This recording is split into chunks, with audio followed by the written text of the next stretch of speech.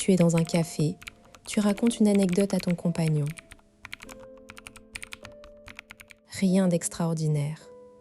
Un souvenir d'enfance, une blague entre amis. Il écoute. Puis, 3 semaines plus tard, il te sort ce détail, la couleur du t-shirt que tu portais ce jour-là, ou le nom du chien du voisin dont tu as parlé 2 secondes.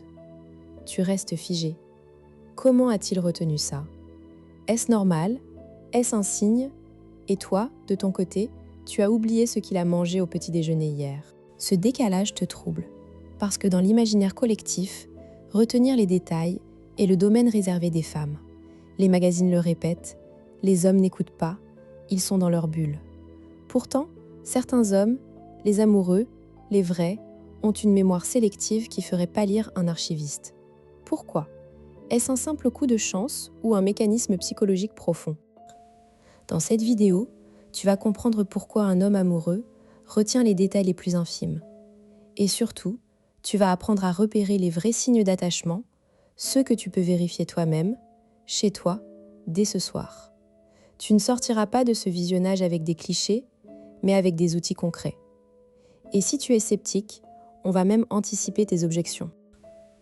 On te vend souvent l'idée que les hommes ne savent pas retenir les détails. C'est le discours dominant. Cerveau masculin égale zapping constant.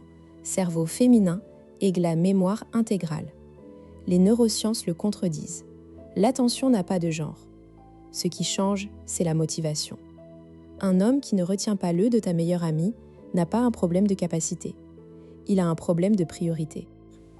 La croyance populaire dit aussi que les hommes amoureux deviennent soudainement plus attentifs, que l'amour déclencherait une hypermnésie. La réalité est plus nuancée. Un homme amoureux ne devient pas un mutant doté d'une mémoire photographique. Il réoriente son attention vers ce qui compte pour lui, toi. Et c'est ce tri, ce choix inconscient qui fait la différence. Enfin, on te raconte que si un homme oublie un détail, c'est qu'il ne t'aime pas assez. Danger. L'absence de mémorisation n'est pas une preuve de désamour. Le stress, la charge mentale, le mode de traitement de l'information jouent un rôle. Un homme qui oublie de sortir les poubelles peut se souvenir du jour où tu as porté une robe en particulier. L'amour n'efface pas les oublis. Il crée des poches de mémoire sélective. Ce n'est donc pas la mémoire quantitative qui compte, mais la mémoire priorisée. En psychologie, on parle d'encodage sélectif. Le cerveau humain reçoit des millions de stimuli par seconde. Il ne peut pas tout stocker. Il trie. Et ce qui active les émotions, surtout les émotions positives fortes, est mieux encodé. L'amour fait partie des émotions les plus puissantes. Dans une étude menée par Barrick et ses collègues en 1998, des chercheurs ont découvert que la mémoire autobiographique, celle des événements personnels, est fortement influencée par la valence émotionnelle.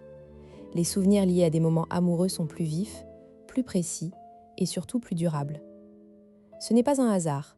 L'amygdale, cette petite zone du cerveau qui traite les émotions, dialogue en permanence avec l'hippocampe, le centre de la mémoire. Quand un homme est amoureux, son cerveau libère de la dopamine, de l'ocytocine, de la vasopressine. Ces hormones potentialisent la consolidation des souvenirs. En clair, ce qui se passe avec toi est chimiquement marqué comme important. Un détail insignifiant pour un neutre devient un marqueur émotionnel pour un amoureux. La boucle est bouclée. Prends Thomas, 41 ans, architecte à Lyon. Thomas est un homme méthodique, un peu dans sa tête. Il planifie ses journées au quart de tour. Sa compagne, Élodie, 38 ans, graphiste et plus spontanée. Depuis 1 an, elle remarque une chose étrange.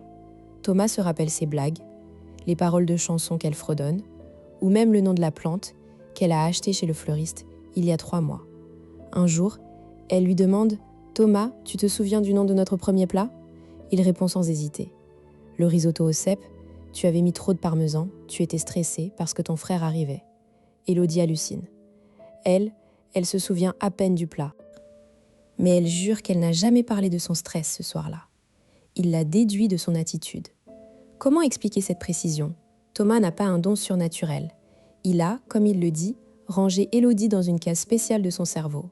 Quand il l'a rencontrée, il traversait une période difficile. Il venait de perdre son père. Élodie a été une bouffée d'air. Leur première rencontre, ce rire, ce plat, tout cela a été encodé dans un contexte émotionnel fort. Son cerveau a classé l'information comme vitale. Non, il n'aurait pas su te réciter la météo de ce jour-là. Mais ce qui touchait à Élodie, oui. Maintenant, imagine Thomas en pleine semaine de boulot. Il a des réunions, des plans à rendre, des clients exigeants.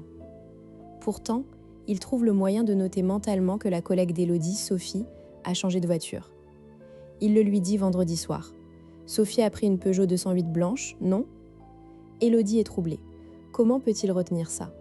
Encore une fois, ce n'est pas de la mémoire de compétition, c'est de l'attention dédiée. Thomas est devenu un collectionneur de détails sur Élodie parce qu'elle est devenue la personne la plus importante de son monde. Il le fait sans effort parce que l'émotion guide son attention. Ce que tu dois comprendre, c'est que ce mécanisme n'est pas conscient. Personne ne décide un jour « Tiens, à partir de maintenant, je vais retenir tous les détails sur ma partenaire. » C'est le résultat d'un attachement profond, d'une préférence émotionnelle. Le cerveau amoureux fonctionne comme un filtre. Tout ce qui vient de l'être aimé est prioritaire. Ce n'est pas une question de genre, c'est une question de lien. Comment savoir si l'homme qui partage ta vie est dans ce mécanisme ? Tu n'as pas besoin d'un test de laboratoire ? Observe s'il retient les détails qui ne le concernent pas directement. Un homme qui se souvient du jour de ton rendez-vous chez le dentiste, alors que cela ne l'affecte pas, est un homme qui te place au centre de son univers mental. Un homme qui retient une anecdote que tu as racontée à table il y a 3 semaines est un homme qui t'écoute vraiment.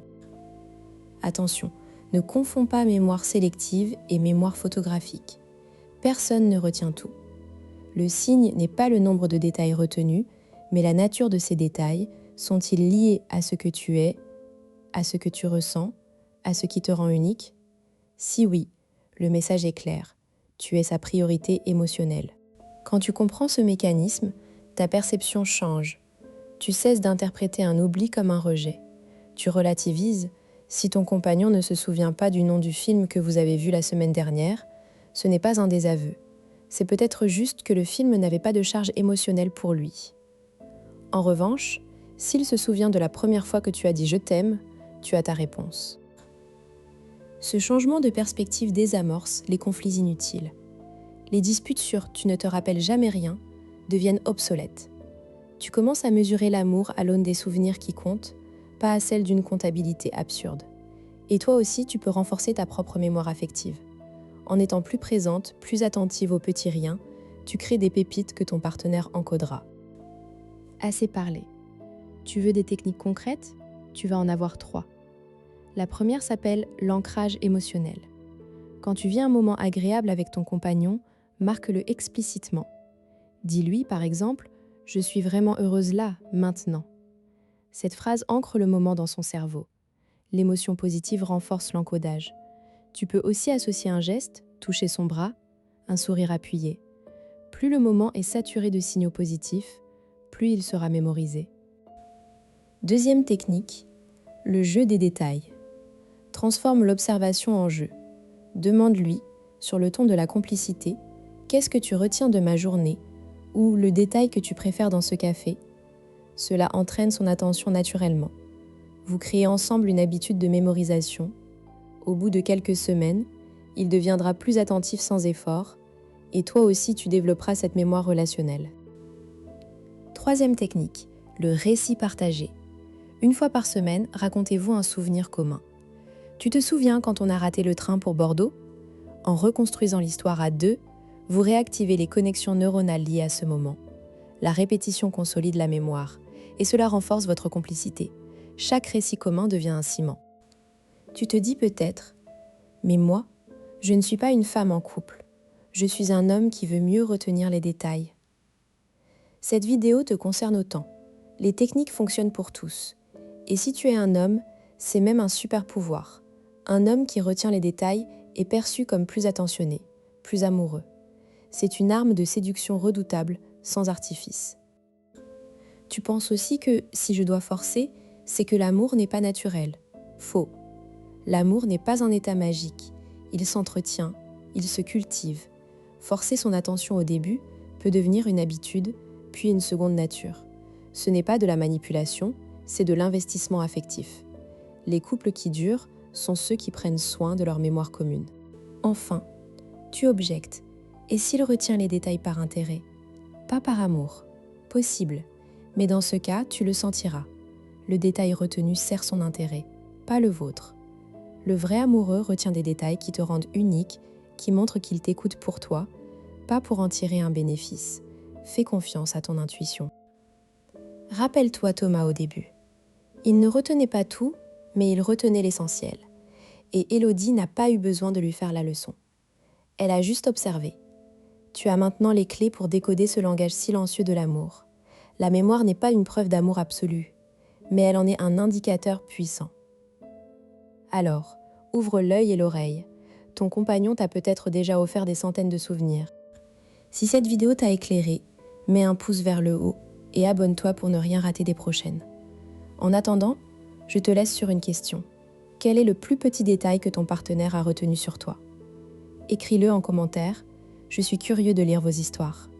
Et souviens-toi, en amour, ce sont les détails qui font la différence.